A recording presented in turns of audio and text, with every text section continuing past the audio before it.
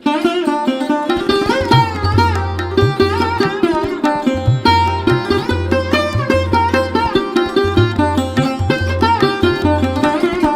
Everyone, good morning. কেমন আছো সবাই? মিষ্টুর সংসার আরও একটা নতুন ব্লগে তোমাদের অনেক স্বাগত জানাই। এখন ঘড়িতে ওই 8:30টার মতো সময়। এখন থেকেই তোমাদেরকে সাথে নিয়ে আজকের ভিডিওটা শুরু করছি। আশা করছি আজকের ভিডিওটা দেখতে অনেক অনেক ভালো লাগবে। তো এই যে দেখো, আমি কিন্তু চলে এসেছি রান্নাঘরে। আর আজকে জানো তো আমাদের বাড়িতে দশহারা। তো দশহারা সকালে দুপুরের দিকটা নিরামিষ হবে, আর রাতের দিকে কিন্তু মাংস হবে। কারণ দুপুরবেলা পুজো টুজো হওয়ার পরে ছাগল বলি হবে, ছাগল বলি হওয়ার পরে কিন্তু মাংস খাওয়া চলে, তার আগে কিন্তু খাওয়া চলে না। আর যদিও এটা আমাদের পরব না, এটা হচ্ছে ওই ঘোষ যারা ওদের কিন্তু পরব। তো আমরা এইখানে আমাদের গ্রামে যেহেতু দশহারাটা খুবই জাগ্রত আর খুবই সুন্দর হয়। 3-4টা মন্দির আছে, ওইখানে হচ্ছে প্রায় 30-40টার মতো কাছাকাছি পাঁঠা আর কি বলি হয়। তো সেই পাঁঠা বলি তো তোমাদের সাথে শেয়ার করতে পারবো না, কারণ এখানে বলির ভিডিও আপলোড করলে কপিরাইট স্ট্রাইক দিয়ে দেয়। তো যাই হোক, আমি হচ্ছে এখানের পাঁঠা বলি দেখলে একটা অদ্ভুত আর কি বলবো, ঠাকুরের মায়া আছে যে পাঁঠাগুলো আর কি যখনই ওই কাঠে ঢুকানো হয় তারপরে আর কিন্তু পাঁঠাগুলোকে ধরতে হয় না, পাঁঠাগুলো অটোমেটিক নিজেই কিন্তু দাঁড়িয়ে থাকে। আর কিন্তু আমাদের এই সাইডে আমার বাবার বাড়ির সাইডে কি হয় বলো তো, যখনই ওই পাঁঠা বলি হয় তখন কিন্তু পাঁঠাগুলোকে ধরে থাকতে হয়, কিন্তু ওইখানে তা না, একদম পুরো আসমানি দাঁড়িয়ে থাকে। তো সেই সব দেখাতে পারলে খুবই ভালো হতো, কিন্তু যেহেতু দেখাতে পারবো না সেটা আর কি বা করা যাবে। তো আজকে ছিল দশহারার দিন, আর আজকে জানো তো সকাল থেকে প্রচণ্ড পরিমাণে হচ্ছে লাইনের প্রচণ্ড পরিমাণে ডিস্টার্ব ছিল, আর গরমও প্রচণ্ড পরিমাণে হচ্ছে লাগছে। কারণ ওইখানের ওয়েদার আর এখানের ওয়েদার আকাশ পাতাল তফাৎ ছিল। কারণ ওইখানে প্রচণ্ড পরিমাণে ঠান্ডা লাগতো, প্রচণ্ড পরিমাণে নাই হোক ওয়েদার কিন্তু খুবই ভালো, আর এইখানে জানো তো প্রচণ্ড পরিমাণে গরম। তো যাই হোক, আজকে সকালে স্নান করে রেডি হয়ে একটা সুন্দর কিন্তু কাপড় পরেছি নতুন। কারণ মা বলছিল যে অনেক দিন ধরে নতুন কাপড় ছিল, মা বলছিল যে আজকে একটা নতুন কাপড় পরতে। আর কাপড়গুলো যেহেতু পরাই হচ্ছিল না, আর আমি যেহেতু কোয়ার্টারে থাকি ওইখানে তো আর কাপড় পরি না, ওইখানে ওই চুড়িদার নাইটি এইসব পরে দিন চলে যায়। আর শ্বশুরবাড়ি আসলে এখানে ওই 2-3টের মতো কাপড় পরা হয়, আর আমার শাশুড়ি মা পরে। আর শাশুড়ি মা বলে যে তুই হচ্ছে নতুনগুলো পরবি, তারপর তোর যখন একটুখানি পুরনো হয়ে যাবে তারপর আমাকে দিবি, আমি কিন্তু ওগুলো পরবো। তো যাই হোক, এই দিকটাতে দেখো আমি হচ্ছে বেটুকে খাওয়াচ্ছিলাম ভাত, কারণ আমরা এক্ষুনি যাব পুজো করাতে। তো সেই কারণে ভাবলাম যে বেটুকে আগে খাইয়ে দিই, তারপর বেটুর জামা টামা চেঞ্জ করে তারপর নিয়ে যাব। আর আমি কিন্তু বেটু যেই কটি খাইনি সেই কটি আমি কিন্তু আমার মুখে আর কি খেয়ে নিয়েছি। আর এইদিকে প্রথমে কিন্তু আমার শাশুড়ি মা এই যে দেখো পুজোর থালা রেডি করে নিয়েছে, তারপরে এখন সবাই মিলে কিন্তু যাব। আর আমি কিন্তু ধূপ নিয়েছি আর কিন্তু দেশলাই নিয়েছি, আর বাকি পুজোর থালা কিন্তু মাই নিয়েছে। কারণ মা বলল বেটু আছে, বেটু একটি করে তুলে নিচে ফেলে দেবে, তার থেকে আমি 2টো থালা নিচ্ছি, আর তুই এই ধূপ আর দেশলাই নে। আর এইদিকে দেখো হচ্ছে এই মন্দির একটা আর একটা মন্দির, সেই 2টো মন্দিরেই আমরা কিন্তু এখন যাব। আর বাকি যে 2টো মন্দির ওই 2টো মন্দিরে আমরা কিন্তু যাব না, বা এখান থেকে একটুখানি দূর বটে, আর যেহেতু রোদ গরমটা প্রচণ্ড ওই জন্য কিন্তু যাওয়া হবে না। তো এইদিকে দেখো আজকে পুজোর দিনে ঠাকুরকে কত সুন্দর সাজিয়েছে। আর জানো তো, আমি আমার বিয়ের আগে জানতাম যে আমার মামা ঘরের সবচেয়ে সেরা আর কি দশহারা হয়, কারণ আমার মামা বাড়ি অযোধ্যাতে। তো আমি ভাবতাম যে মামা বাড়িতেই সবচেয়ে সেরা দশহারা হয়, কিন্তু আমার যখন থেকে বিয়ে হয়েছে, বিয়ে হওয়ার পরে আমি জানলাম যে না, আমার শ্বশুর বাড়িতেও কিন্তু দশহারা ফাটাফাটি হয়। সেটার এই যে দেখো, এই যে অনেকখানি লোকও হয়, আর অনেক কিন্তু পাঠা বলিও হয়। এই যে দেখো অলরেডি একটা পাঠা কিন্তু এখন থেকে বাঁধা আছে, এখন কিন্তু পুজোর কোনোই আর কি সময় হয়নি, শুধুমাত্র এখন পুজো দিয়ে আসা হবে। এখন ঘট আনা হবে, কারণ ঘট আনতে যাই ওই পুকুর থেকে, সেই ঘট আনা হবে, তারপর এসে পরে পুজোতে বসবে, তারপর পুজো হবে, তারপর পুজোর শেষের দিকে তো পাঠা বলি হয়, তো পাঠা বলি হবে। আর এই যে দেখো ওই একটা মেলাতে পুজো দেওয়ার পর এই একটা মেলাতে কিন্তু পুজো দেব, এটাতেও কিন্তু হয়। আর ওই যে পাশে একটা মন্দির দেখতে পেলে ওটা হচ্ছে আমাদের দুর্গা মন্দির। তো যাই হোক, এই দিকে দেখো মা কিন্তু পুজোগুলো ধরে দিচ্ছিল, তারপর আমি কিন্তু মাকে ওই ধূপ আর দেশলাই কিন্তু দিয়ে দিচ্ছিলাম। তো যাই হোক, এখন কটা ধূপ ধরিয়ে দেবে, আর বাকি ধূপগুলো কিন্তু রেখেই দিবে, যখন পুজো হবে, পুজো চালু হবে তখন কিন্তু পড়বে। আর আমি আর ওর ঠাম্মি প্রণাম করছি। আমি বেটুকে বলছিলাম বারবার যে বেটু প্রণাম করো। এই যে দেখো বেটুও কিন্তু প্রণাম করছে। ও কিন্তু অনেকটা এখন বুঝতে পারে। আমি তো আগেও বলেছি আমার ছেলে কিন্তু অনেকটা বুঝতে পারে। ওকে যেই কোনো জিনিস যদি বলি বেটু এটা করো, ও কিন্তু বুঝতে পারে আমাকে এটা করতে বলছে, ও কিন্তু সেটা করার চেষ্টা করে। তো যাই হোক, এখন এই দুটো মেলাতে পুজো দিয়ে আসার পর এখন কিন্তু চলে যাব। আর মায়ের ওইখানে একটা আর কি দিদি ছিল, তো তার সাথেই কথা বলছিল। আর এসে পরে আমাদের যে দিদি মানে আমার জেঠা শ্বশুরের বৌমা, তো তাদের ঘরেও পুজোটা আর কি দিয়ে আসতে বলছিল মাকে। তো সেই জন্য মা কিন্তু ওদের ঘরে চলে গেল। এখন কিন্তু হচ্ছে তাদের ঘরেও পুজোটা দিয়ে আসবে। আর এখন গরমের মধ্যে এত হয়রানি করে আমরা কিন্তু দুজনায় অনেক পরিমাণে হয়রানি হয়ে গেছি। ওই জন্য এই যে দেখো পালিয়ে পড়ে, এই যে দেখো মা বেটা দুজন মিলে কিন্তু এখন বসে আছি। আর আমার গরমে পুরো অবস্থা খারাপ হয়ে যাচ্ছে, কারণ এত পরিমাণে আমি মোটা হয়ে গেছি। আর জানোই তো মোটা মানুষদেরকে একটু বেশিই গরম করে। আর আমার বেটু সেই আমার উপরেই আর কি চেপে চেপে বসে যাবে, আমার মুখটাকে ধরবে, মুখটার উপরে খামচিয়ে দিবে, মানে কত কাণ্ড যে করে কোনো ঠিক নয়। বলো এবার আয়, একটু আদর করে দে আমাকে, আয় এবার।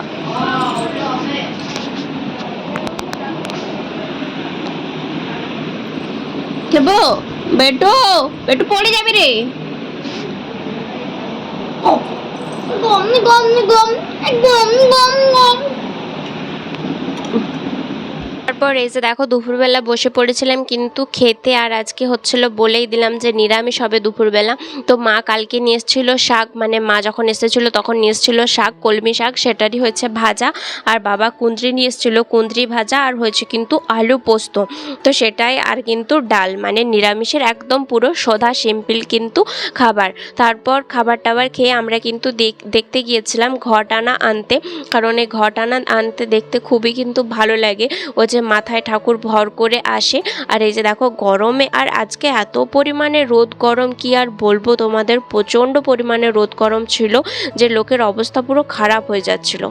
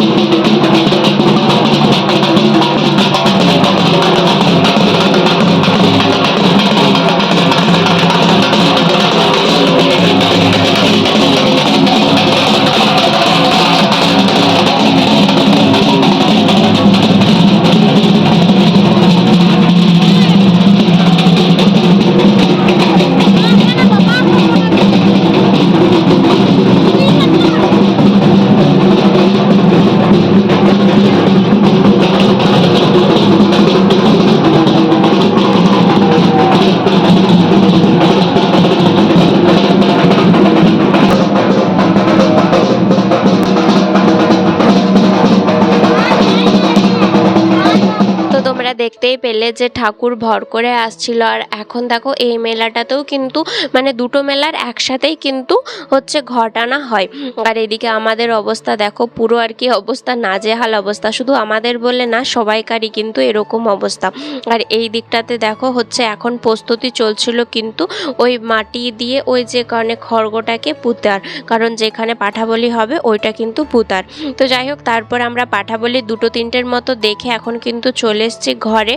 আর মা এখন দিয়ে দিচ্ছে সবাইকে পুজোর প্রসাদ। তারপর এইদিকে দেখো বাবা এনেছিল মাংস, সেটাই এখন আমার শাশুড়ি মা বসে গেছে কাটাকুটি করতে, কারণ মাংসর পিস অনেক বড় বড় ছিল।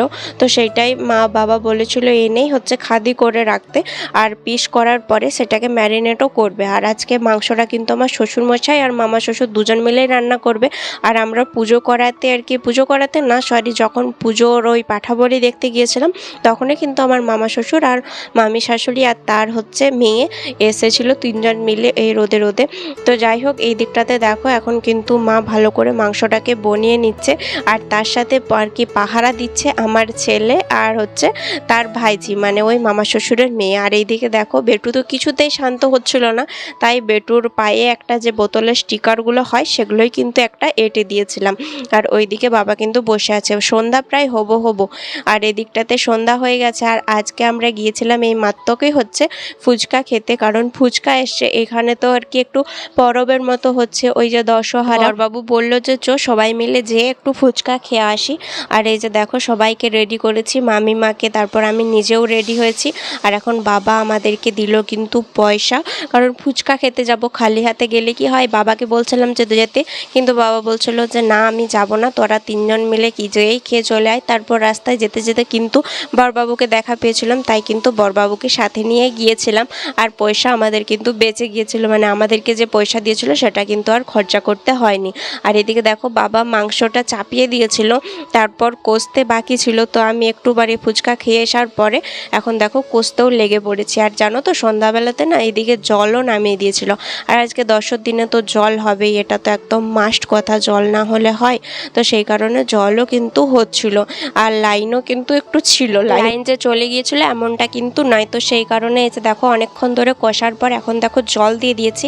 আর আমরা কিন্তু এখন যাব হচ্ছে নিমন্ত্রণ বাড়ি খেতে, কারণ আমাদের এত নিমন্ত্রণ হয়েছে, মানে সবাই কার বাড়ি যাব সেটাই কিন্তু খুঁজে পাচ্ছি না। আর আমাদের ঘরেও কিন্তু এত মাংস রান্না করা হয়েছে, যেহেতু আমাদের বাড়িতে অনেক কুটুম এসছে, তো তারা কি খাবে, তাদেরকে তো আর নিমন্ত্রণ বাড়ি নিয়ে যাওয়া যাবে না। তো সেই কারণে এসে দেখো আমরা কিন্তু রেডি হয়ে গেছি। আমি কিন্তু ভাবছিলাম একটা শাড়ি পরে যাব, তারপর ওই জল ঝড় হয়েছে, মানে নিচে খাদাও রয়েছে, সেই জন্য আর শাড়ি পরে যায়নি। আর আমার দাদা জামাইবু সবাই কিন্তু এসছে, তো বরবাবু যেহেতু বাইক ছিল না সেই জন্য আমরা কিন্তু দাদার বাইকটা নিয়েই যাচ্ছি। তো বন্ধুরা এখনো অবধি যারা আমার সাথে আছো, এত দূর পর্যন্ত আমার ভিডিওটা দেখছো, তারা প্লিজ এই ভিডিওটাতে একটা লাইক করে দিও।